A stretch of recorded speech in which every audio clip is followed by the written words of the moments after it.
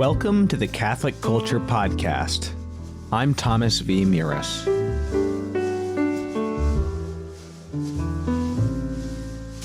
This podcast is an offering to the Holy Family and, less importantly, a production of CatholicCulture.org.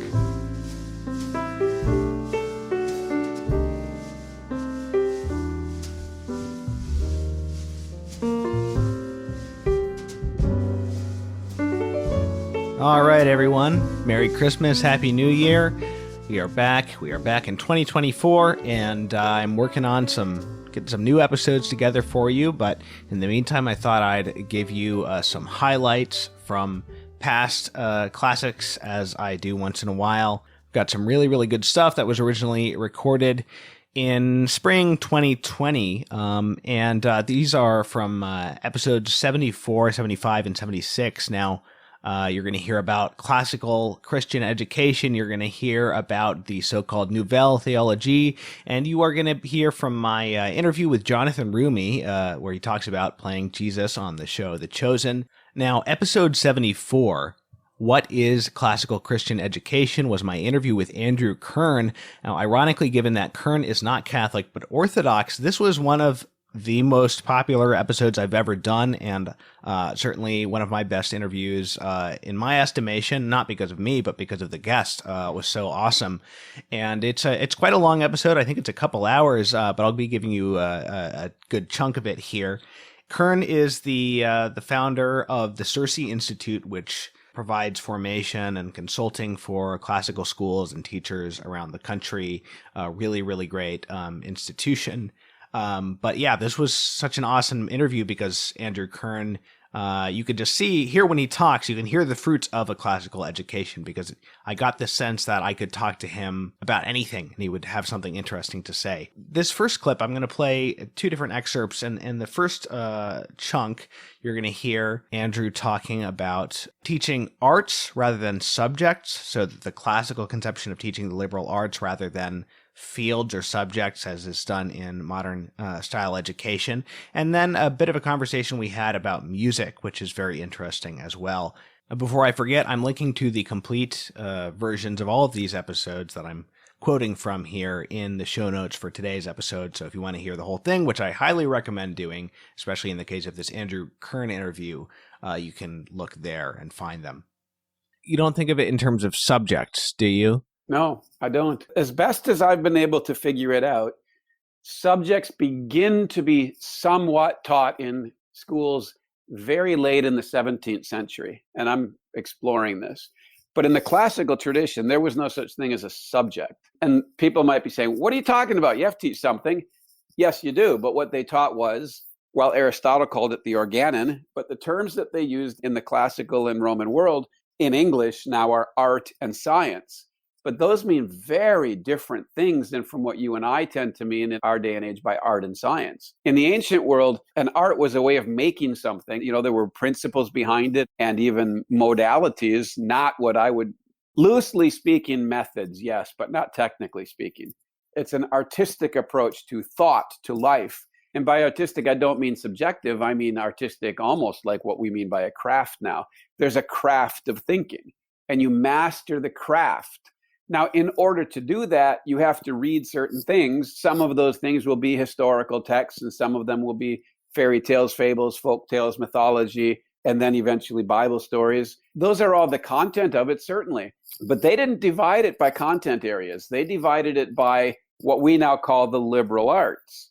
But there were only 7 liberal arts, and 4 of those liberal arts were mathematical, which is really interesting to me. Subjects then come along much later. As classical education goes into decline, subjects rise up. And I believe there's 2 reasons for that. One is because the sense that all knowledge was integrated was lost. Well, 3 reasons. The second reason is because they didn't think that there was a trunk to the tree of knowledge, to the tree of learning. There were only branches of learning. And have you ever noticed, we talk all the time about branches of learning, but nobody ever talks about the trunk. The 7 liberal arts are the trunk of the tree of learning. And without the trunk, the branches die, and that's what we've seen. What we have now is subjects replacing liberal arts in the old-fashioned sense of liberal arts. By the time we get to the 20th century, the typical school is pretty arbitrary in what the subjects are. And that's the problem, you see. I should just pause for a moment and clarify what they meant by science. For the ancients, philosophy was a science. Theology was a science. Ethics was a science. Politics was a science. Not like what we talk about with political science. I can go into that more. But the point is that for the ancients, a science was simply a realm of knowledge. For us, a science is when you follow the scientific method. The ancients would look at that and say, that's really powerful. You shouldn't have let that get so out of control.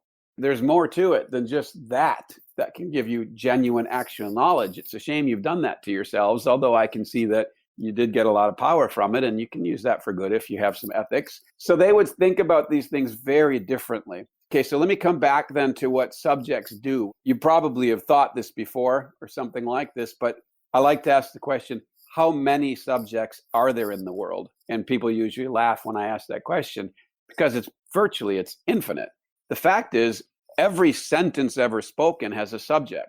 A subject is anything that you happen to be thinking about. So then if we structure our schools on subjects, who decides what the subjects are? Well, the answer to that is whoever's in power. And if you'd like to see that played out over time, watch curricula over the 20th century and into the 21st century as power shifts take place at the political level. And either before or right after that, what is taught in a school as a subject changes. When we were a patriotic country, the subjects were patriotic subjects. Now that we're a very small p progressive country or a post-sexual revolution country, the subjects are very much oriented toward that. So who decides what's taught in a subject? Whoever has the power to do so. But on the classical and Christian tradition, what was taught in the school, what they did was they took on the responsibility of understanding what the child needs by human nature, what leads human nature to its excellence, to virtue. And that's where the 7 liberal arts came from.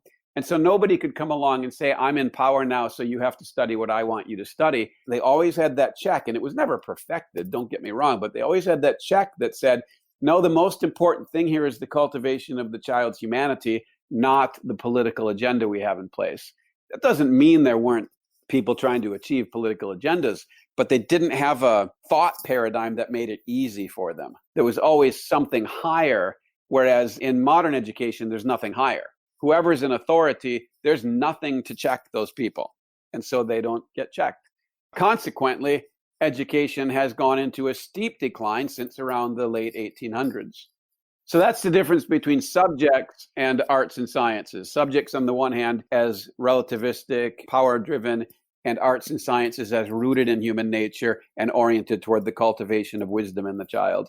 This distinction reminds me of something my mentor, my music teacher, always says, which is you want to learn music. You don't just want to learn songs. And ultimately, you don't just want to learn a style either. You want to be a complete musician. So when you look at music as a liberal art, that comes out especially strongly. Now, of course, the ancient Greeks would have more or less only known Greek music, probably. Maybe that's an unfair assumption, but you see the distinction. I mean, it's very similar. I do. And I think, if I may, that there's 2 things I'd like to comment there. One is that what you really want, what your soul wants ultimately in music, and the further you're allowed to proceed, the more your soul wants it, is to go beyond understanding, but to enter into the experience of the nature of music. You don't want just styles. I love the way your teacher put that. You don't even want just eras of music. Your soul is seeking after the nature of music. That includes understanding music, but it's a great deal more than that. And the purpose of music, you want to understand. As long as you believe that music has a nature and has a purpose that can be known, you'll seek it. But our age doesn't. Right? And so that's another example of how we've broken thought down and kids just fall into despair. So 2 things here. When a child says that's true for you, I highly recommend that you fall at that child's feet, face down on the ground, pray for the child, and beg him to reconsider that fundamental error, because that's a statement of despair. Right? Maybe it's giving him permission to do what he wants to do and believe what he wants to believe. But in order to do so, he's severing himself from truth. And in a similar way, when we say something like beauty is in the eye of the beholder, there's some truth to that. There is a much more subjective element to beauty than there is to truth.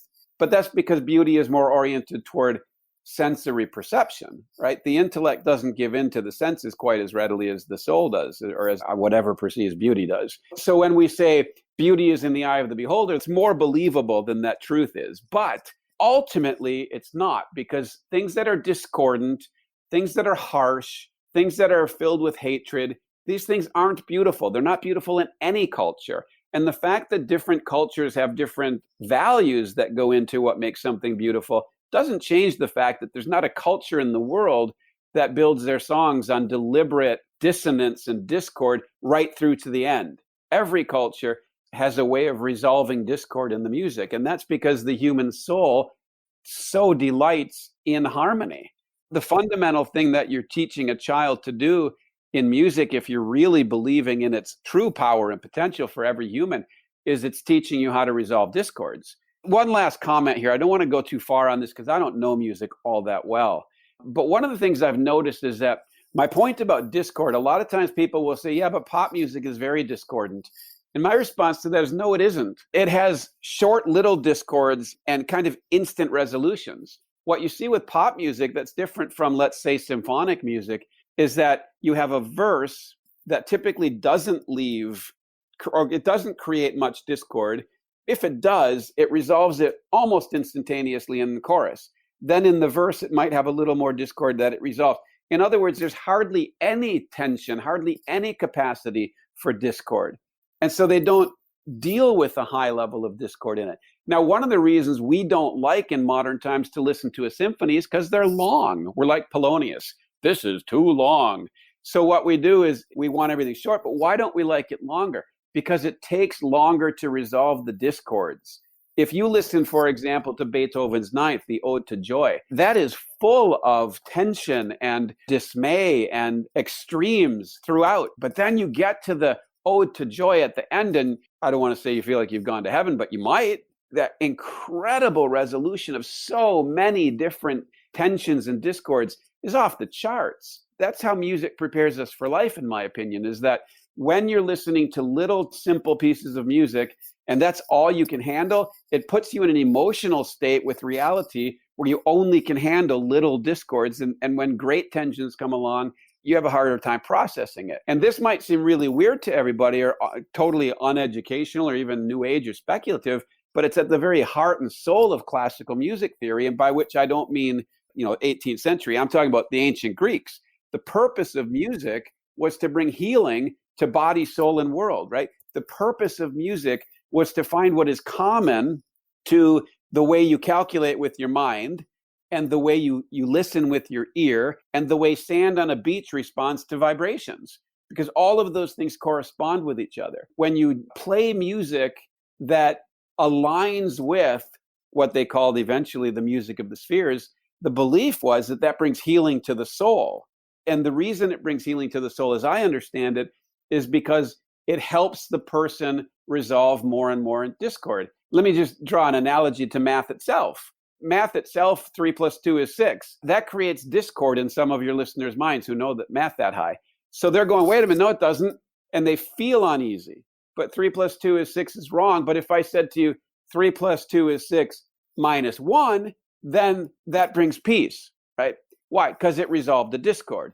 We talk in math class about solving problems, and we do solve problems. My own view is that we would be better to describe it as resolving numerical discords. So then you get into algebra, you get into calculus, and it's more like, to draw the analogy again, it's more like listening to Beethoven's Ninth than it is like listening to a pop song off, AM radio from the 60s, because you have to endure. The number one thing you have to do to get into advanced math classes and advanced learning, really in any subject, of course, but you see it vividly in math. The number one thing you have to learn how to do is endure discord.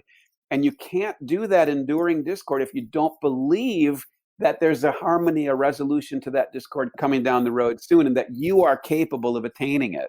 Do you see how, therefore, math and music and all of the liberal arts are continually teaching children how to extend their power to bring harmony to their own minds, to their own soul? Once the harmony and peace are in their own soul, then they can bring it into the world they live in.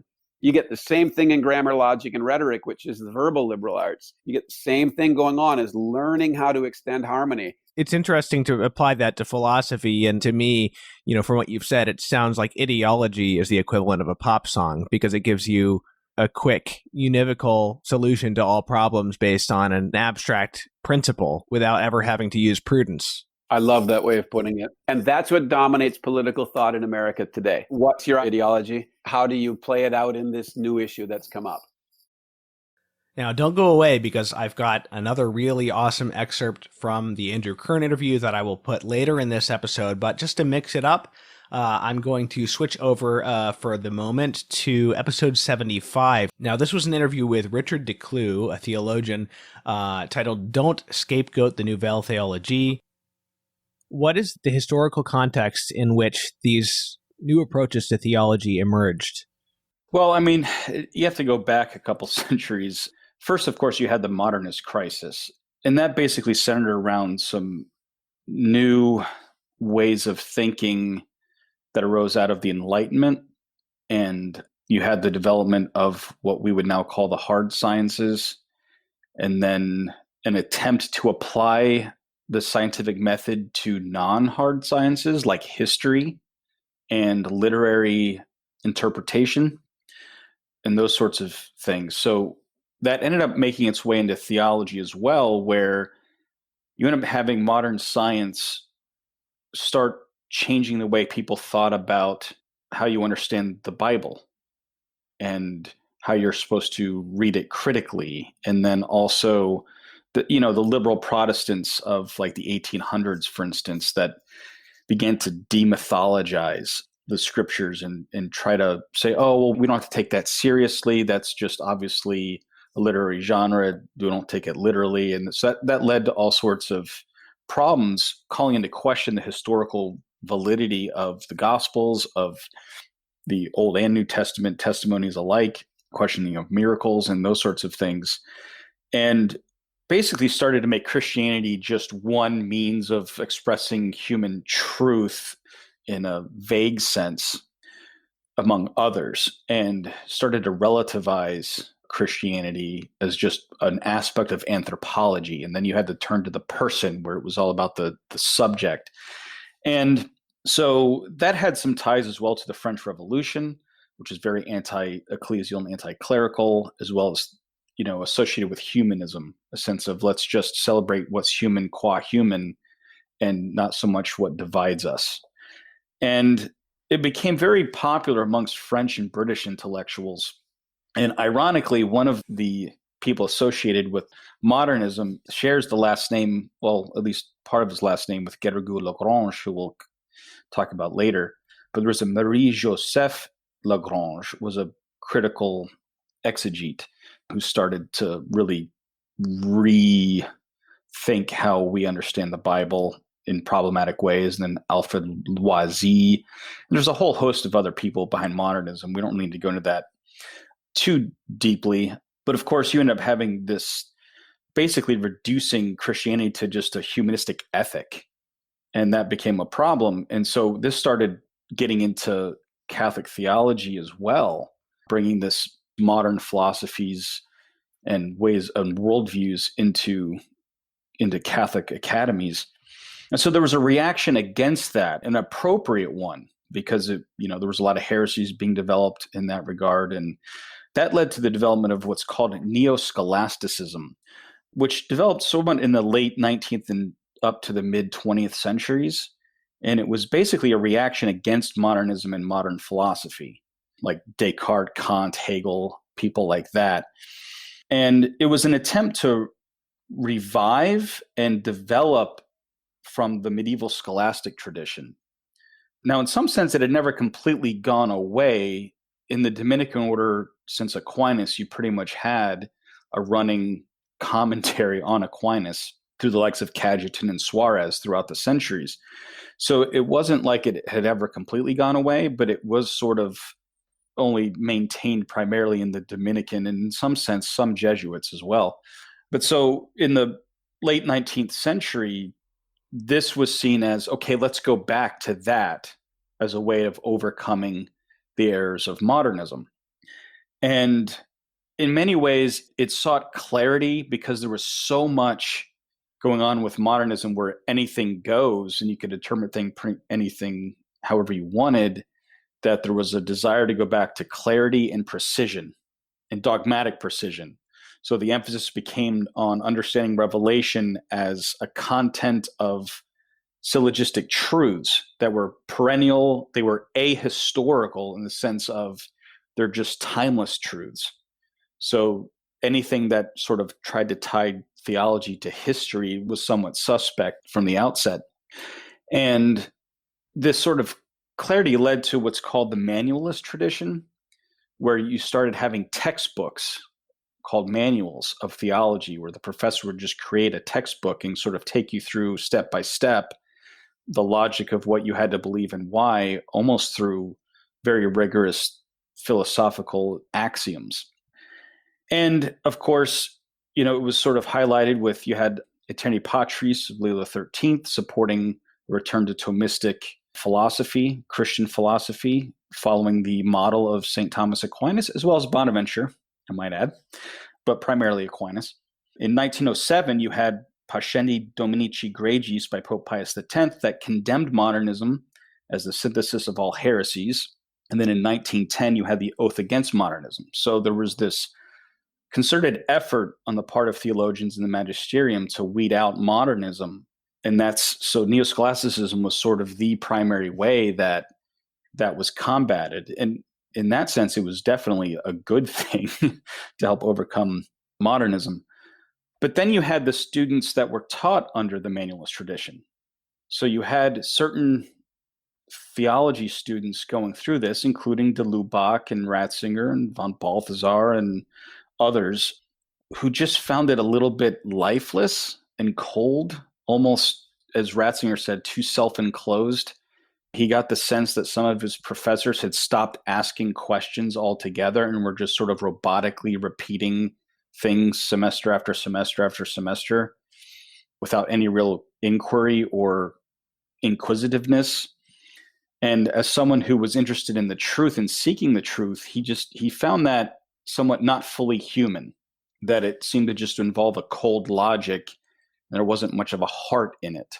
And so it didn't seem to touch the whole person. Now, it could just be he had bad teachers, and he even admitted that. He goes, it really wasn't Thomas himself that he had a problem with. It was more of the way that Thomas was presented that just he found to be unsatisfying. And so you had certain students that they wanted to try to broaden theology a little bit and also to answer modern questions, because if Neoscholasticism was concerned with perennial truths that had been revealed and taught and handed on, in some ways might have a difficulty dealing with questions that weren't asked before. And it kind of just ignored, in some ways, modern philosophy rather than engaged with it and responded to it. And so if there was a good question that came up or an objection that one found difficult to answer with modern philosophy, it would probably just ignore it in a sense, and rather than actually directly answer it or take seriously some of the things that were being brought up. And so some of these students just found that they needed a little bit more than just a repetition of static syllogisms. What was the solution that they looked for to this problem of kind of maybe an over abstraction of theology? Well, to answer that question, I think we kind of have to ask, what is Nouvelle théologie? What is new theology? Because it's a term that I don't particularly care for myself, because I find it to be somewhat misleading. It actually originally was coined by someone named Pietro Parente in 1942, but it was really popularized by an article in Angelicum Journal by Reginald Guéragoux-Lagrange, who was sort of like the preeminent neo-scholastic, neo-Thomistic scholar of the day, and a great theologian. I mean, there's no question. So he wrote an article. He was a French Dominican, and he wrote an article. The English translation is rendered as, "Where is the new theology leading us?" The original French, I think, might have more of a connotation of where is it going? Nouvelle théologie, where are you going? Like, what's the end game here?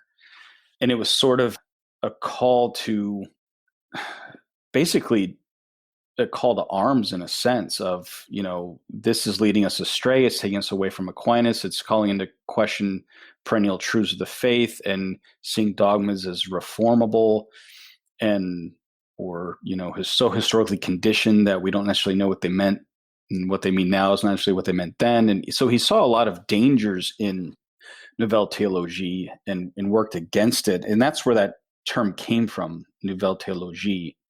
So it was really created by the detractors of people. And then people were sort of just told that they were a part of the group, whether they thought they were or not.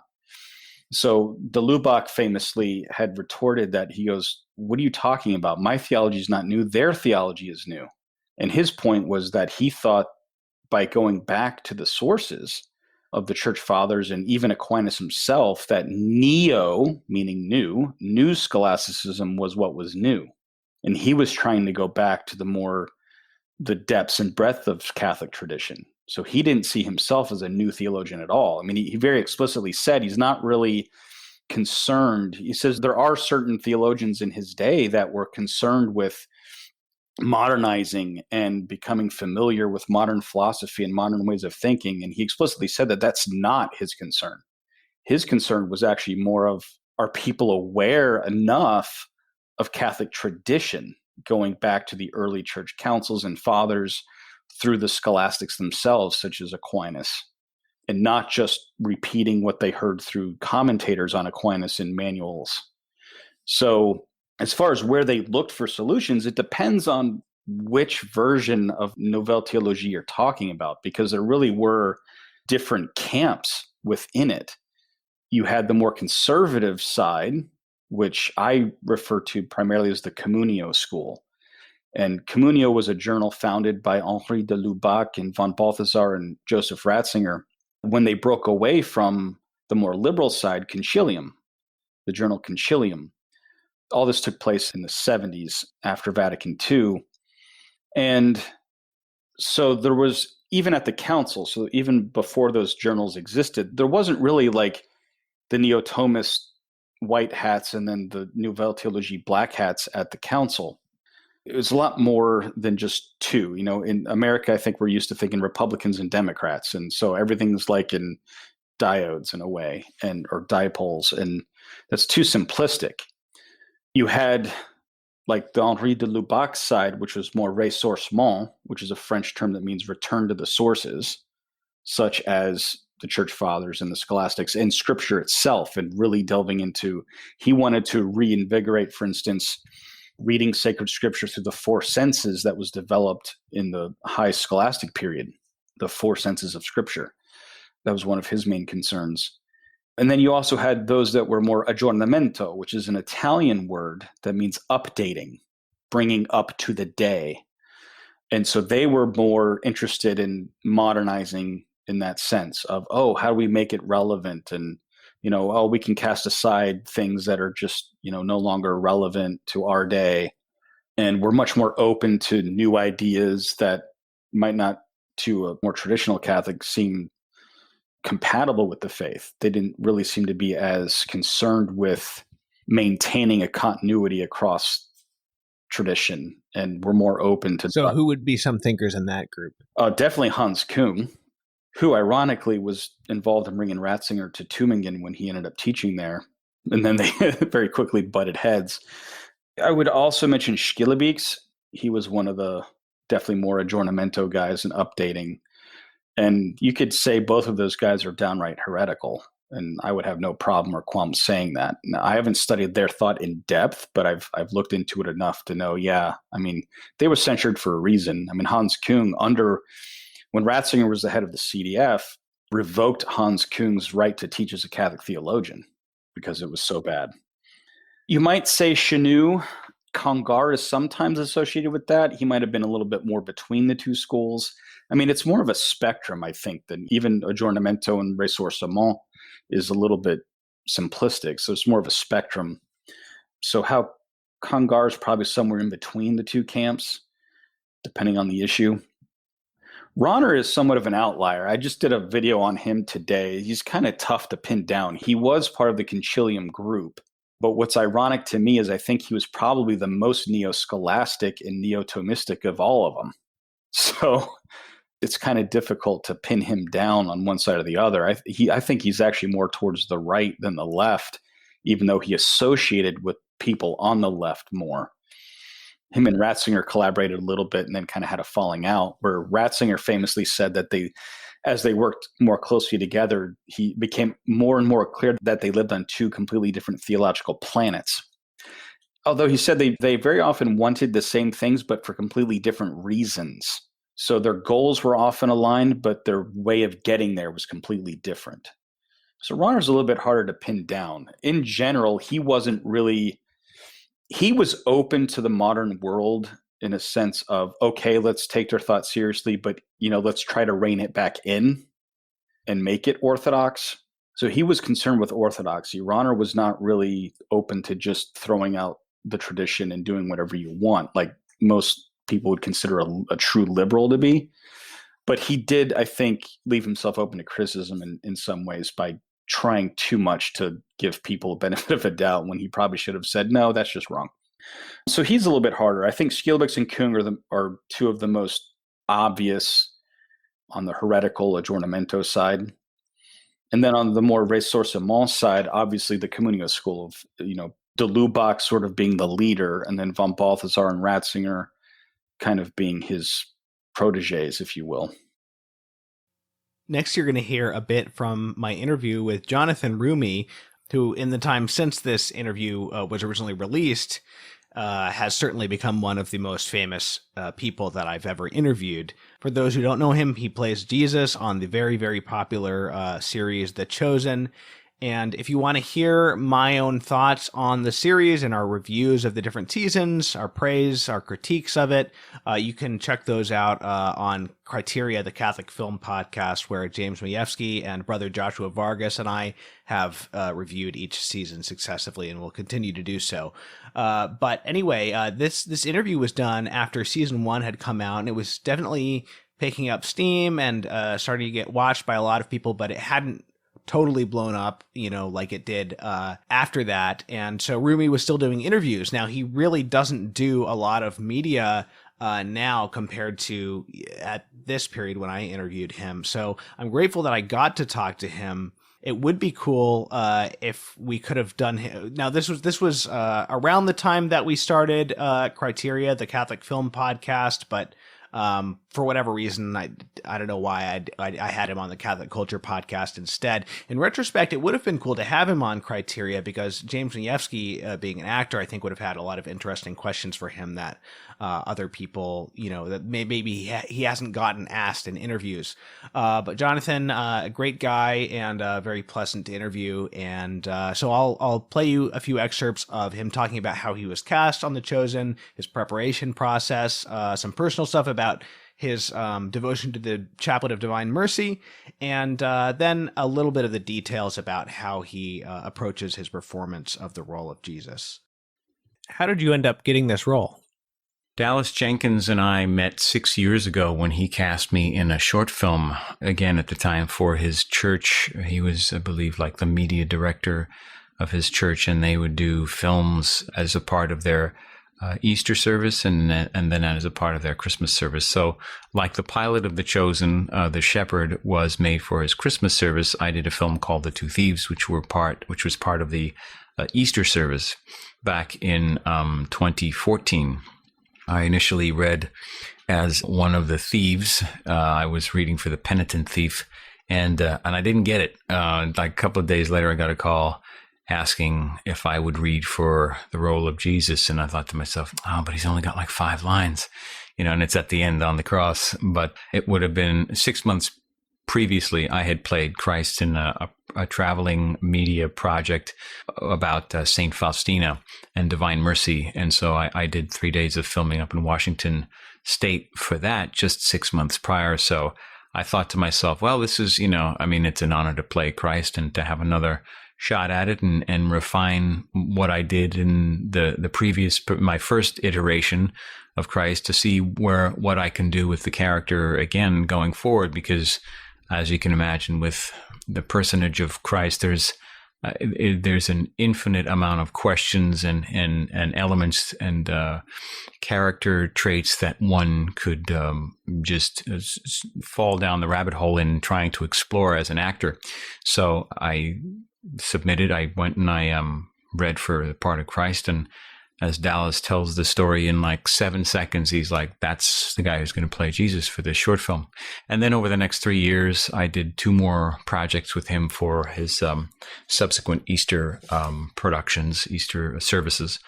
And then about a year and a half after the last one, I got a call from him saying, hey, it looks like we're going to do a series. You think you'd want to put the sandals on once more? And I said, when do we start? So, and his writing and his team of writers are just such good writers. Like I trust his work implicitly. Even before I saw a script, I pretty much said yes. So, then getting the scripts, you couldn't ask for better material than that.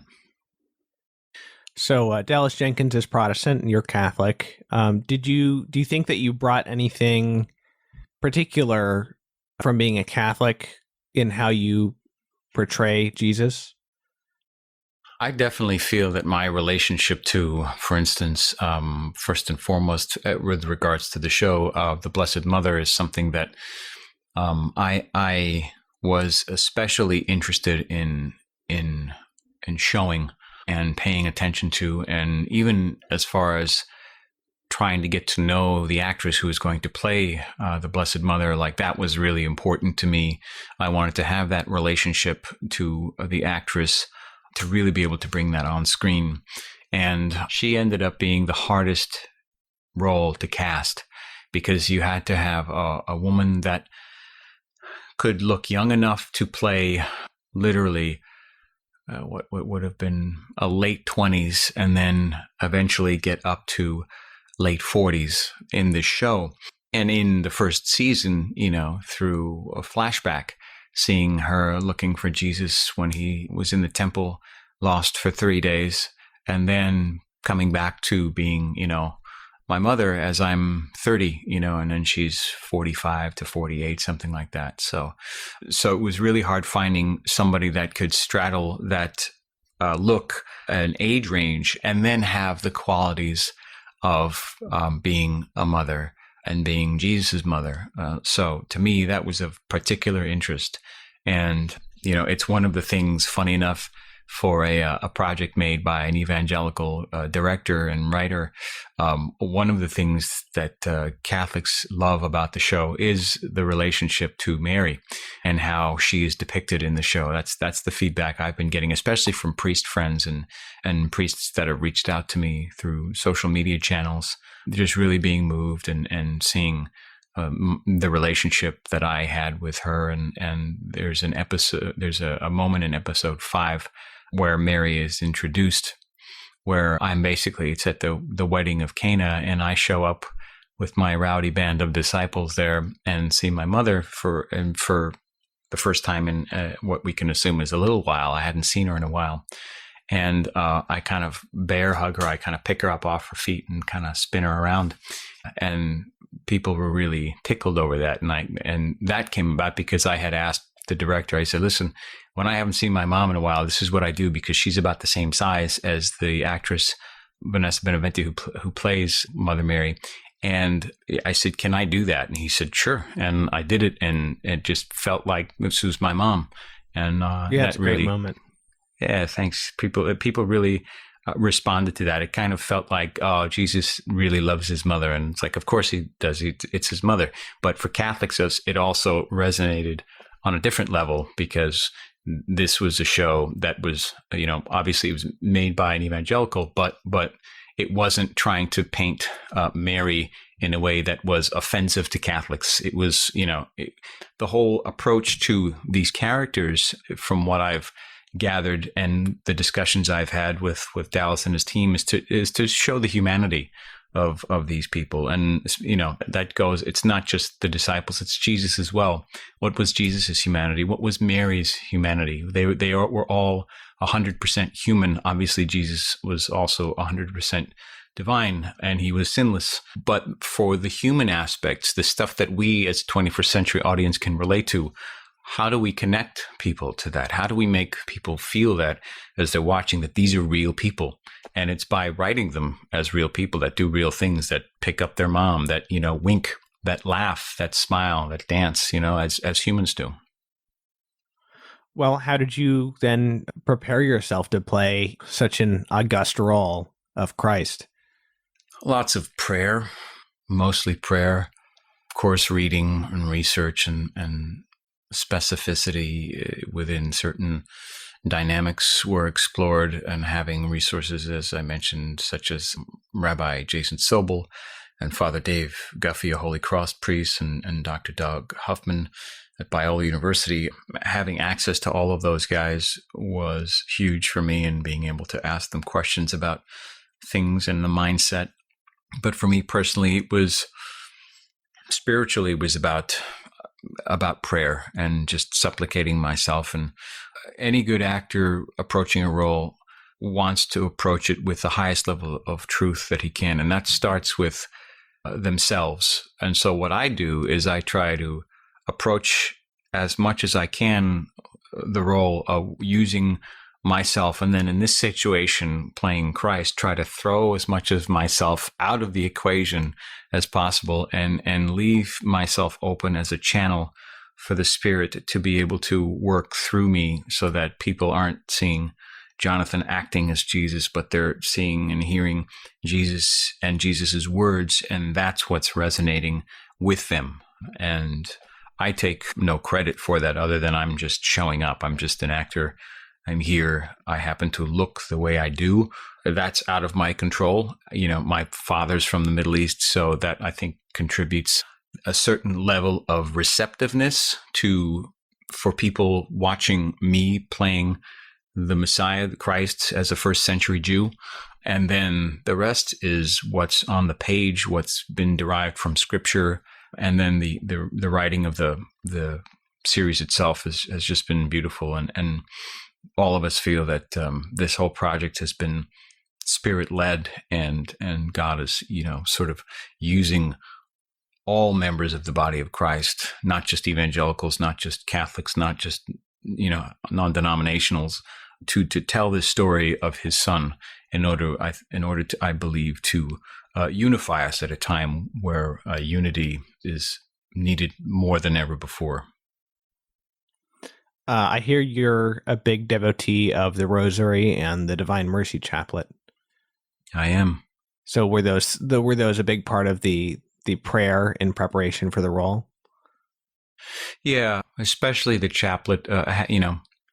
Having played Christ for the Divine Mercy Project, the St. Faustina traveling project, that kind of kickstarted my real connection to the devotion, even though 10 years before I had my first kind of, the only way I can describe it is a kind of a miracle enhanced introduction to the image of divine mercy through something that I received, which I can talk about.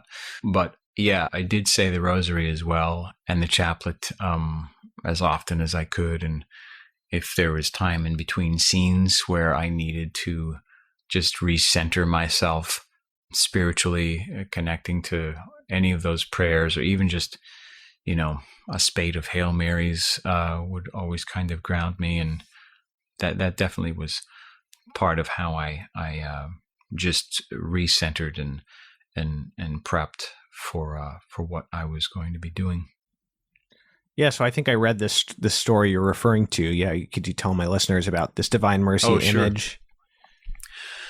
Yeah, so I was living in Queens in New York City. I'm from New York City, so I was living in Queens at the time, and I think I was just going through a bit of a rough spot in a relationship I had, and also just trying to connect deeper with my spirituality and my faith. And I was baptized as a baby and everything, but always the dialogue, I was always interested in going deeper. And my father had been devoted to Divine Mercy from, I'd say, 10 years before this period of time that I'm talking about now. And so I was always interested in I was always intrigued by the image, the depiction of divine mercy. The artist's rendering was, I believe, the artist Hyla, Hyla. And his image, I believe, is the most famous version of the image of divine mercy, Christ with, his right hand sort of raised in a sign of, raised up, and his left hand at his heart, and a red ray and a pale ray kind of emanating from his heart. And so the version of that, I also happen to be an illustrator. I should have started with that. So that version of the image as a portrait, I just wasn't a fan of. So I just was kind of like, Art has such a powerful way of bringing people to many things, especially to faith. When you look at the great architectural achievements, of like the Middle Ages, I mean, there were churches and cathedrals and things like that. So, and the Sistine Chapel and paintings, all of this has a way of, essentially encapsulating truth, beauty, and goodness, right, through the arts. And for me, this particular picture, I was like, that's kind of cool, but I'm not a huge fan of that portrait. My family, my cousins are also Greek Orthodox. I was baptized Greek Orthodox, and then we transitioned very, very seamlessly. When we moved out of New York City, and there weren't really a whole lot of Orthodox options where we moved to. So we started going to Catholic church because my mother's Roman Catholic, and my father in Egypt, growing up, going to school, went to Catholic school run by French Jesuits. So he was very familiar with it. It was very easy for us. It didn't feel like a big deal. So I became more raised in the faith at that point. But as I got older, and at this time period, early 2000s, my cousins were starting to get married and starting to have kids, and in the Orthodox tradition. So I was in Orthodox churches a lot, and I was really developing a fondness for Orthodox iconography. So one day, I had this idea. I'm like, man, I think I'd really be into figuring out and getting to know more about this devotion. I just wish the image of divine mercy, like the portrait, was better. I wish there was like an Orthodox icon version of the divine mercy image. I think that would be cool. Like just something a little small I could hang up in my little apartment here in Queens. And I think that would get me into the devotion, or at least interested in knowing more. 3 days after I had that thought, I went outside, and on top of the mailboxes in the lobby was a little icon about 4 by 9 in the Greek Orthodox style of the Divine Mercy image. So it dawned on me that clearly God was sort of listening to what I was asking for, even though I didn't really realize what I was asking for and what it would lead to. So I grabbed it and I kept it, and I still have it. It's hanging on my wall now. And 10 years later, when I first auditioned for St. Faustina, the play, the traveling play, to do the filmed segments of the scenes with Jesus, I told that story to the director, and he said, well, clearly you're the guy. Like, when can you come up here? So that kind of got me that job. And as a result, my first opportunity to step into the role of playing Christ. And then once I actually did the show, St. Faustina, that's when I really started to understand and get into the devotion much more, and really start reading the diary and understanding just how powerful the devotion actually is. One of the things that struck me early on watching the show and about your performance is, in particular, I think it's episode 3 with Jesus teaching the children. I think one of the first things we see you doing is kindling a fire, if I'm not mistaken. And trying to start a fire, actually. Right. Yeah. And I was just like watching this, it was very interesting because you see Jesus doing mundane tasks, physical tasks in this show. And one thing I like is that sometimes the show takes its time with those things in moments like that. And you wonder how would Jesus have performed these tasks? And, it turns out a lot of the time the answer is on the outside in a very normal way, because you're not making an effort to be overly, sort of dainty and graceful, in your movements. Not that you're not graceful, but you know what I'm saying? Like well, it's not meant to be, not human. It's not meant to be like elevated as a divine way of like carefully, like it's not, it's messy and it's dirty and it's physical, it's earthly in its approach. Yeah. So how do you approach those moments when Jesus is just doing something craftsmanly or a mundane physical task of some kind? I think the answer is actually inherent in the question. I mean, it's literally, how do I make a fire? Well, I got to take this stick and I got to rub it like this at this angle, and I got to apply this amount of pressure to it. And that's it. And it's like, that's the approach. It's like, well, I think especially in our portrayals, in previous portrayals of Christ, well, there's a couple of things at play here. First of all, one of the things that make The Chosen so different is the length of time we're able to take to tell this story and to show the mundane things. Most depictions of Christ are essentially stories right out of Scripture. And if it's a movie, you've got 2, maybe 3 hours, if you're lucky, to jam in, sometimes years, sometimes in the case of the Passion of the Christ, 24 hours, 18 hours, 12 hours, however you want to look at it, or 3 days if you count the very end and the resurrection, into a very short amount of time. So we're starting at the beginning of his ministry. So we're able to take the time that other projects have not been able to, or they haven't tried. Nobody's tried this before. So that gives us the first advantage.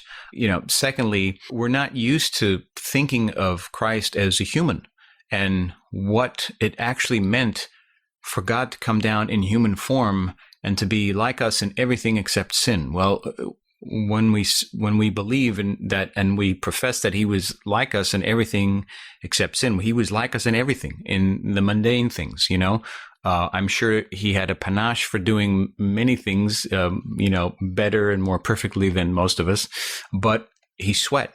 He went through puberty. He had friendships with kids. He cried, he fell, he skinned his knee, I'm sure, He did all the things that humans do. He didn't take the easy road because that was not the purpose of coming to this earth. It was not to take a shortcut and then just spend 30 years just taking shortcuts. It's to live as a human. And so when we've gone through these things, we can see, and this show allows us to see that Jesus went through these same mundane tasks that all of us have gone through. And that then allows us into the mystery of God's divine relationship with his children and how much he wants us to be connected with him because of the experience he had through Christ living among us on earth. So I think I just approach it as me, as a person struggling, trying to build a fire. Listen, that's no, if you've ever tried to make a fire, that's no joke. Like, that takes a lot of strength and time and expertise. And I'm sure eventually Jesus got really good at it and could probably do it in 10 seconds. Took me quite a long time and a lot of, when you see me sweating there, that's very little of that is actually sprayed on. That's me trying to start a fire because it is hard. Let me tell you, you had to have a thick skin to camp out in first century Galilee. There's no glamping. It's like straight up, Bear Grylls, but with Jesus Grylls in the woods, trying to fend for himself, feed himself. They all, in order even to do that, if they weren't fishing, well, then they were probably hunting, nothing giant, I'm sure, but still trapping and hunting small animals for to be able to cook and eat and survive. Like if you we're talking about a man who was itinerant for 3 years. So aside from being invited into people's houses, once he got to that level, how did his ministry start? What might it have looked like? And for everything and all the research that we've done and the consultation that we sought, this is what you see in episode 3 is kind of our assumptions as to what it might have looked like, And again, the whole point is that Jesus was human. He struggled with human things. He cut himself. He had to dress his own wound. He had to cook for himself. So that was one of my most favorite episodes, because it's doing all these things that you wondered if Jesus would have done, and then getting to do them on film. It was just awesome for me. Okay, so that was from episode 76, Playing Jesus on The Chosen. Now I'm going to go back to one more excerpt from episode 74. And this is Andrew Kern talking about the 7 liberal arts, their forms, their associated skills, and how mastering each of them glorifies God.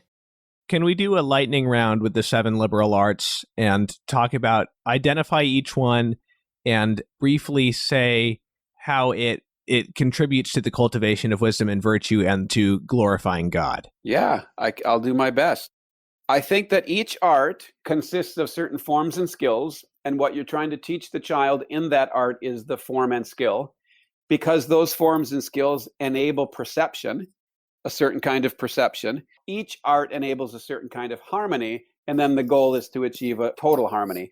And so what the end or the goal is wisdom and virtue. Very quickly, if I'm going to talk about grammar, I can talk about formal grammar, or I can talk about grammar as grammaticos or literati, which would be what we now call letters, really, history. The forms would be any written form and spoken form. So the sentence, the paragraph, the chapter, the sonnet, the historical text, the literary text, those are forms. The basic form is the sentence. The skill, the fundamental skill of grammar is interpreting signs. So interpreting signs like letters that make a sound, or interpreting signs like words that point, right? They signify something, they point to something. So you're teaching them how to interpret signs, which means how to read the world, how to read a book. That's grammar. The harmony of grammar is a thought. Let me put it that way. At the most basic level, grammar enables you to bring harmony to a thought. So if you say, I is too tall, that's a discordant thought because you use the first person subject and a third person verb. You're having an argument with yourself. It's discordant. Little children, it's fine. They got to practice a lot. You want to get past that, or even ESL, it's fine. I do it all the time with foreign languages. But the goal, the skill, is to harmonize the thought. And therefore, because you're bringing harmony to a thought, you're bringing harmony to your own soul. And that's the goal of grammar then. What that enables is a perception of meaning. In its most simple sense, logic has also forms. The most basic form in logic would be what we call the syllogism, which is a series of sentences now that don't just have harmony within themselves, but have harmony across the series, so that the conclusion aligns with the premises without any question begging. You have premise, conclusion, works, logical coherence, harmony to a series of thoughts. And the skill then is harmonizing a series of thoughts. Negatively speaking, it enables a perception of discord in a series of thoughts, logical fallacies and so on. And positively, it enables you to perceive a harmony across a series of thoughts, which then, this is the weird part of it, that can lead you to an insight that doesn't necessarily logically follow. It gives you a perception of relationships between things, for lack of a better term. Then the art of rhetoric, the form of rhetoric would be, I suppose, the presentation, the speech, if you like, if we're going to talk about oral rhetoric. And literally rhetoric means public speaking. So the oral rhetoric. So there's the form of a speech. Now that depends on the different kind of speech. So there's deliberative, which is future-oriented speeches. There's judicial, which is past-oriented speeches. And then there's proclamation, which is the gospel, right? It's a proclamation, an eternal thing. And then you have speeches about celebration, adoration, things like that. In rhetoric, the forms are determined by the kind of presentation. They're simple enough. They're very parallel to each other, but you want to learn those forms. And then the skill is filling those forms with content that is, and this is the key word, appropriate. Helping people make decisions, not by trying to weigh them down with yourself and your opinions, but giving them appropriate expression of ideas. That's true rhetoric. And so the harmony now has raised itself from me thinking a thought in grammar that I'm now harmonizing, then thinking a series of thoughts in logic that I'm now harmonizing. Now I'm learning to bring harmony to a community.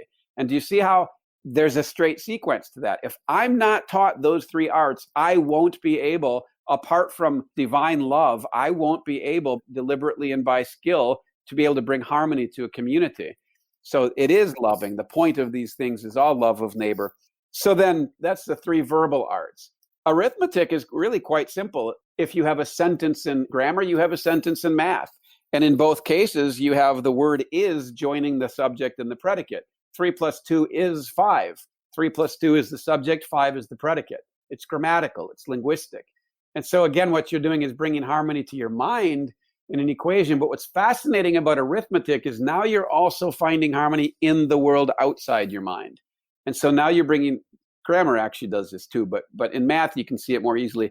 You're bringing harmony to the world within you and the world outside of you. And this was crucial to the thinking of people like Thomas Aquinas and Aristotle and Plato, whereas in Kant, no, you can't know the world outside your mind. By the way, that's one of the fundamental premises of modern education, which Dewey laid out, is that you can't know the world you live in. All you can know is your own mind. So arithmetic connects you, harmonizes your mind with itself, but then also adds harmony to the world you live in. Geometry is a really cool subject because Gaia, the GE part of it, means earth. And geometry literally is the measure of the earth, right? Earth measure.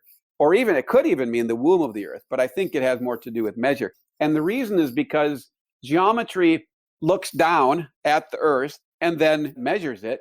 And the practical thing is so that you can have good fences that make good neighbors. You lay out your lot, right? You determine what is the boundary line between your house and your neighbors. So geometry is about love of neighbor. But the forms of geometry, now you don't have equations. Now you have things like squares and triangles and equations that describe them. So now you're starting to get into forms of really a very sophisticated logical reasoning, which is why I think Euclid's geometry is so important. And if you're not doing proofs in geometry, you're not doing geometry. So in geometry, the forms are the shapes that you study and then the equations that you apply to them. What a lot of people aren't aware of, I'll just throw this out, is that algebra was called by René Descartes, who developed it really in the Western world. He called it analytic geometry. So algebra is actually shortcuts in geometry, which is why you can talk about things like completing the square. But what you're doing now is you're bringing harmony to your mind at much deeper levels. It's parallel to logic in a way because you're thinking these syllogistic thoughts about shapes, but you're also entering into the immaterial. The very first line in Euclid's geometry is, a point is that which has no part, which is to say, among other things, a point has no material substance to it. It's not anywhere. You can't draw a point. You can't see a point. It's not physical. And yet all of the physical world and everything we measure is based on a point. It's a fascinating reality.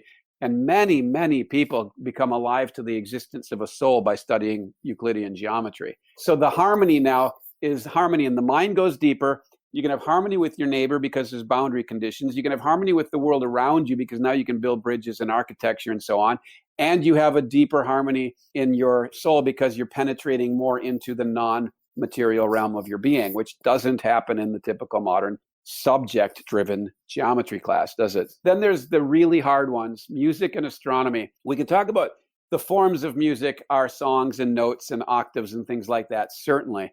There were three kinds of music in the classical world. There was what we call music, which they called musica instrumenta, the music of the instrument, voice music, music you can hear with the ear, okay? And then there's musica munda, or sometimes musica mundana, that's the music of the world. That's the music of the spheres. That's when you go to the beach and you pick up a shaker and you put sand in it, and then you put a vibrator underneath it to just the right determine a frequency, and it makes a beautiful shape based on the vibration, and it would correspond to musical chords, right? That's the music of the world. The relations between the planets fit the same kind of patterns as the music we listen to. And then there's musica humana, and that's where the fact that our bodies correspond. We talked about this earlier. But for example, did you know that you're a 3/4 beat? That you always are a walking waltz? And the reason is because your heart does a 3 beat for every time your lungs do a 4 beat. So you're breathing in and out, in and out. Meanwhile, your heart is going. So you've got the 3 going in the heart, the 4 going in your lungs. You are musical rhythmically. You also correspond to music around you. If you go 4/4, that gets you moving faster. If you go 2/4, that gets you moving slower. So that affects us because we're physical beings, but then music becomes a doorway. It's the most emotional and the most spiritual form of art because it's a doorway between the physical and the spiritual. It's almost like Jesus in this sense. Forgive me for saying it that way, but it's almost like it's a logos incarnate. Music is pure physicality, the most physical of all things. You feel it and you emote to it and everything else. And at the same time, it has this direct spiritual dimension that you can't avoid. It's so phenomenal. And then astronomy, I'm trying really, really hard right now to figure out what to do with astronomy, because Copernicus really did undo the post-Aristotelian approach to astronomy as a liberal art. The only thing I'll say here is that as Gaia, geometry is about Earth, so astronomy is about the heavens, the movement of the spheres. It's about that world out there. And it's meant to, as geometry has moved you into a spiritual dimension on Earth, and music has moved you into a more spiritual dimension in an ethereal way, let's say, then astronomy takes you to the heights of the spiritual in terms of your perceptive capacity. But what you start with in astronomy is you measure the movements of the stars and the planets, and you figure out when the next eclipse is going to happen. I'll end on this point, because what I keep saying is these are the liberal arts, the 7 liberal arts. And you might say, what on earth does astronomy have to do with freedom? After all, liberal means free, right? Well, astronomy is the art that set the Greeks free. According to legend, Thales predicted an eclipse, and he got it right. Now think about that. You're living in 700 BC, and somebody just predicted an eclipse and got it right. What normally happens in the ancient world if somebody can do that? Well, they become gods is what normally happens. How did the Pharaoh become the Pharaoh? He was able to regulate the Nile, thereby defeating a god. Thales did one of the most amazing things, and one of the most humble things in all of human history, if the story is true. He predicted the eclipse. And when people came up to him and said, "You're a god," he said, "No, let me show you. I calculated it. I watched it." Can you imagine? He said, "Hey, anybody can do this. You just have to learn astronomy. You just have to learn math." That is the moment when the Greeks became truly free people, to the extent. Now, what's amazing to that, and I just have to mention this, is that they didn't hold on to it, because in the Peloponnesian War, there was a day when another eclipse was coming, 400 years later. Another eclipse was coming when they were attacking the island of Syracuse during the Peloponnesian War. The Athenians were attacking the island of Syracuse, and the general wouldn't attack because there was an eclipse, and he was superstitious. 400 years after Thales had freed him, he became a slave again to superstition. And the end result was the most colossal defeat of the Athenian navy. That really was the moment when the Athenian empire was broken. Ancient Greece became what it became when one person identified an eclipse and said, anybody can do this, you can be free people. And it lost its freedom when one person said, I am a slave to superstitious astronomy. That's why it's a liberal art. And that's what we can be teaching our children. We can teach them how to do math, so that now we would do statistics and probability, so that they're not captured constantly by propaganda, frankly. Propaganda is our form of superstition. You talked about love of neighbor. Generically, these liberal arts, how do they connect to giving glory to God? Well, first, by enabling us to better love our neighbor. Secondly, because we are the image of God. And I like to think of it this way. You can give glory to God by talking about how great he is. You can. And he likes that. He appreciates that, because it's good for us. And he knows that it's good for us. So he gives us opportunity to lift ourselves up by worshiping him. You can glorify God by talking about him, by singing about him. But I think you can give even more glory to God by being like him. Because then the people around you can say, oh, that's what God is like. Now, please don't take that the wrong way. I don't mean that you give them the impression that you're God. But who doesn't love a godly man? Who doesn't love a godly woman? Who doesn't love a man who's gentle with his children and yet firm and strong and guides them on the path to wisdom? Who doesn't love? What dad doesn't want to be like that? And when you see a dad like that, there's something in you. And Jesus says this in Matthew. Let your good works shine before men, so that they may see your good works and glorify your Father who's in heaven. So when it's moral, it's easy to see, right? Obviously, we should be morally good. But I think what we can miss is that anytime we're more like God, God is glorified. And God is a God of language. God spoke the creation into being, it says in Genesis. He said, let there be light. It might well be the case, for all I know, that the light that we see shining around us is the word that God spoke then, because he didn't have signs the way we do, right? So maybe that is the word light. I don't know. But language, right? Language is the gift from God given to us so that A, we can be like him, B, we can love each other and communicate with each other, and C, he can communicate to us. So in all those ways, language can help us glorify God. Mathematics is the foundation of how he created the universe. 6 days plus a day of rest. 12 disciples, 12 tribes, 12 of everything. 153 fish. If anybody wants to know why it was 153 fish in John 21, I don't know, but I'll give you an exercise. Take any number, any 2-digit number or more, and cube the digits, then add what you have together, and then cube the result, and keep doing that until you can't anymore. And you might find out a clue about why there's 153 fish in John 21. But when we do math, we are entering into the form and the structure of something profound. And again, note the perceptive power of it. I talked about geometry, for example, and I can give you examples of how people studying geometry came to believe in the human soul, because you gain a perceptive power that can't be gained any other way.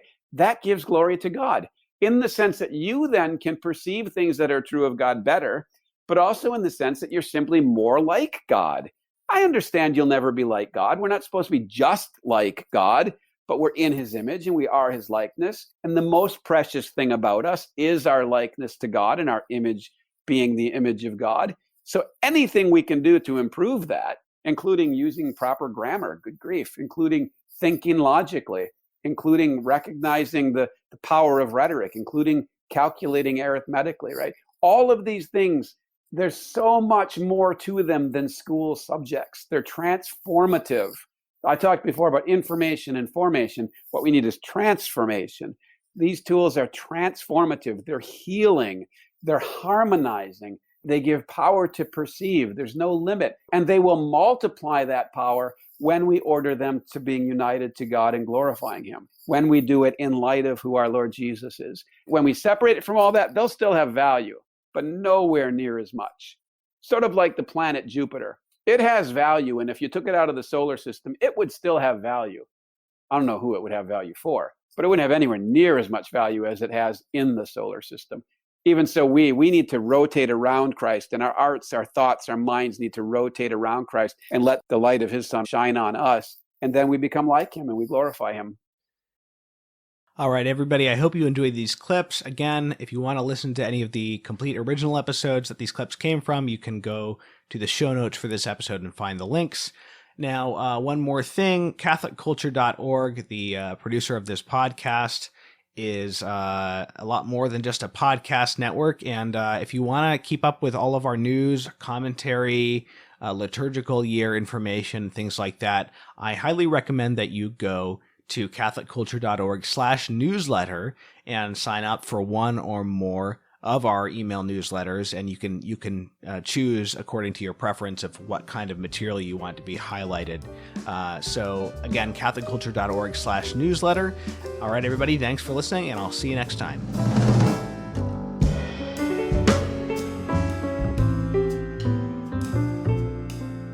The Catholic Culture Podcast is a production of CatholicCulture.org.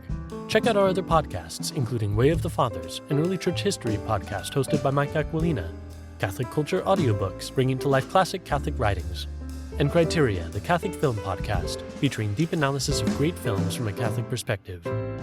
You'll find all of this, as well as Catholic news, commentary, liturgical year resources, and much more at CatholicCulture.org.